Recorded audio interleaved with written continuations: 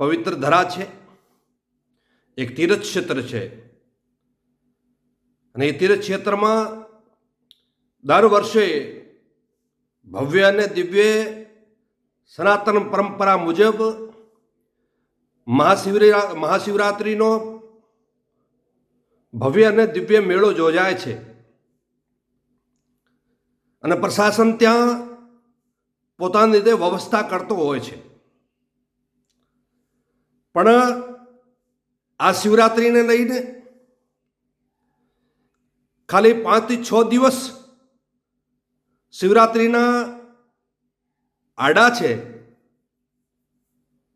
અને ભવનાથની અંદર શિવરાત્રિને મેળાને લઈને પ્રશાસન પાસે કોઈ તૈયારી નથી, કોઈ સુવિધા નથી કરી, કોઈ સગવડ નથી કરી. અમે પ્રશાસનને પૂછવા માંગીએ છીએ કે તમે કઈ નિંદ્રામાં સૂતા છો? શું તમે આ સનાતન ધર્મની પરંપરાને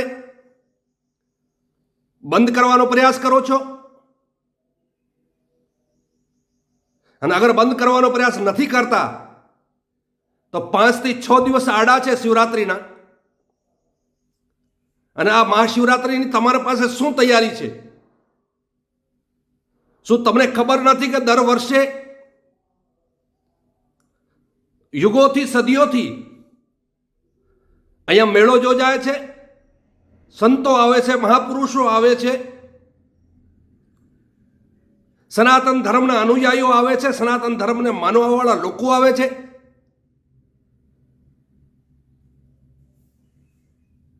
પાંચ થી 6 દિવસ આડા છે ને તમારા પાસે કોઈ સુવિધા નથી કરી, તમે કોઈ વ્યવસ્થા નથી, તમારા પાસે કોઈ તૈયારી નથી.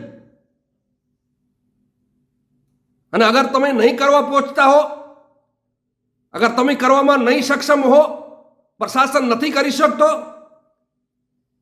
તો પ્રશાસન સંત સમાજને કહે, સનાતનીઓને કહે,